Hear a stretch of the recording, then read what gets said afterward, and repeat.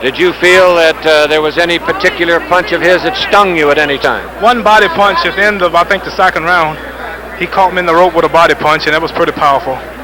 But I've been also training for that, too. But I like to say it was a good fight. And Quarry was tricky, but I think I was just a little too fast. If the 3-year layoff had hurt me, I think he would have did much better. I gathered from your fine conditioning, as well as your fast footwork, as well as your timing and your punches, that you were trained to go 15 if you had to. I could have did this at 15. Right now I'm working slow. I was ready to step it up if I had to, but my battle plan was just to keep a step ahead of Quarry in case I needed more energy for the later rounds. When you spotted the cut from whatever punch it was, and I assumed that it was from that punishing left jab which you were firing in there like a piston, did you work on the cut?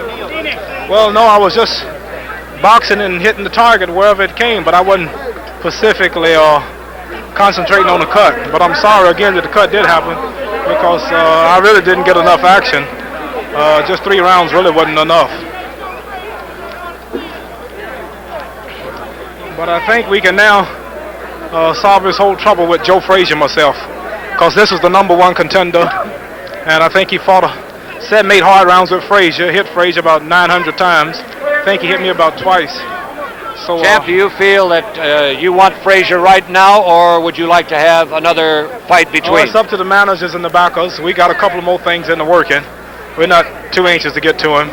He's got to get past Bobby Foster, the light heavyweight champion, first. I know that you said that as far as you were concerned, there was an awfully good right hand, and I think that was the one that did the real damage. Right. You were mentioning the fact that Frazier, in your book, is not the champion, that nobody ever took your title from you in the ring. I think you can watch me fighting Jerry Quarry here and look at how long he went with Frazier before he cut him and how many times he hit Frazier. And if you compare me with Frazier, this is a completely different fight.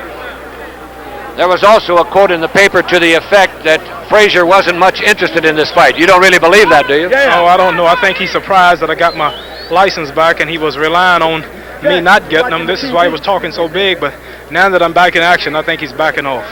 Now, here we are, champ, and this is a slowed-up action of it. I don't know if you can even follow your own punches, but believe me, they're awfully swift. But that left hand is obviously very punishing, and it was all during the fight. Yeah. To box a man like Quarry to beat him without getting hit yourself, you have to be pretty good on your toes, and I'm lucky that the amount of footwork that I've been doing enabled me to get in and out like I did without getting hit myself.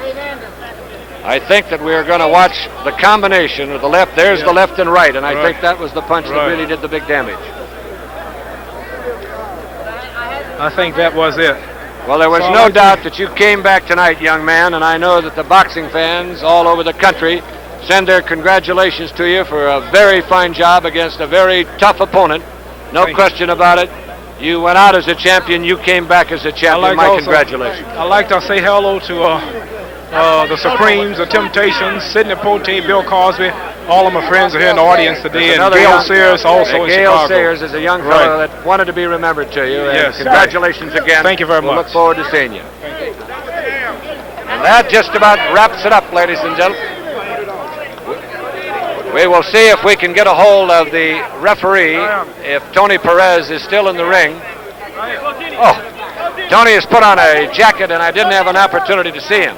The referee from New York, Tony Perez. Tony, tell us about it.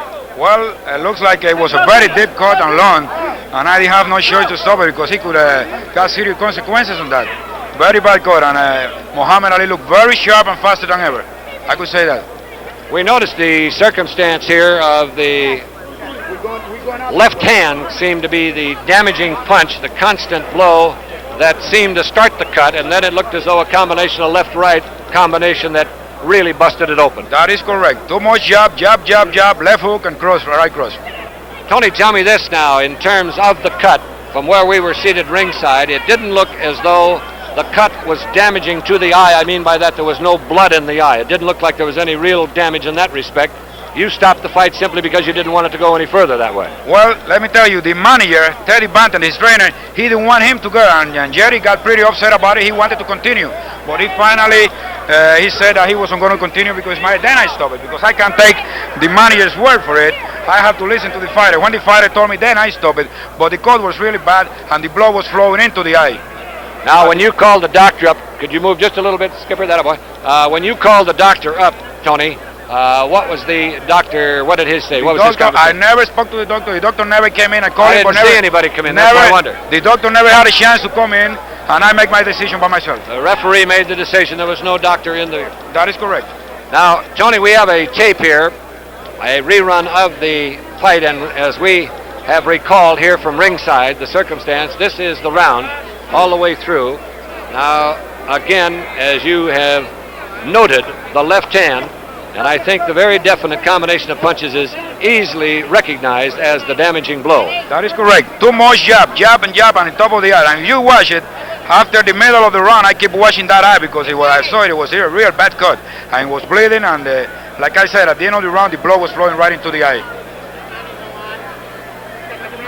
Again, Clay utilizing the jab. Quarry trying to get in the left hook, but Clay cannot, of course, risk that, and he was fighting a great defensive fight at this manner. In other words, Quarry had very few opportunities to use his favorite punch.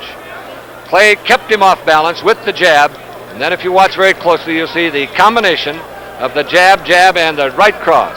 That is correct. That is correct. Keep too much jab, keep him off balance all night, and he demanded. Jerry Quarry never have a chance to get set. Never. He never gave him a chance. Tony, you weren't in there long enough to really have any trouble with the fighters.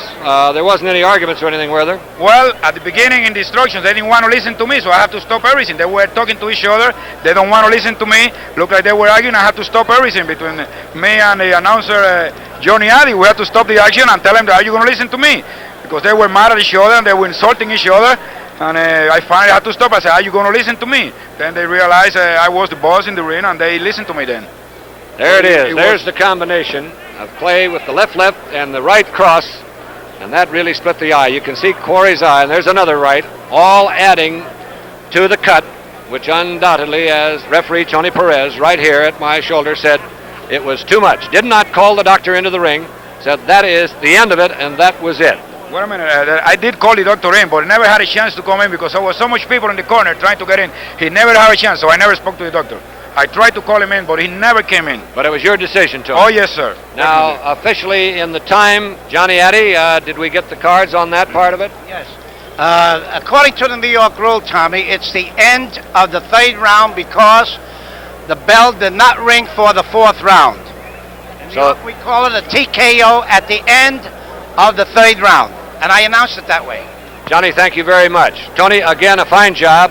Wish it got a little longer, but that's the way it is in boxing. Thank you very much. Appreciate it. Okay. And that just about wraps it up, ladies and gentlemen. The tremendous excitement coming up here as far as the main event. However, we still have a 4-round.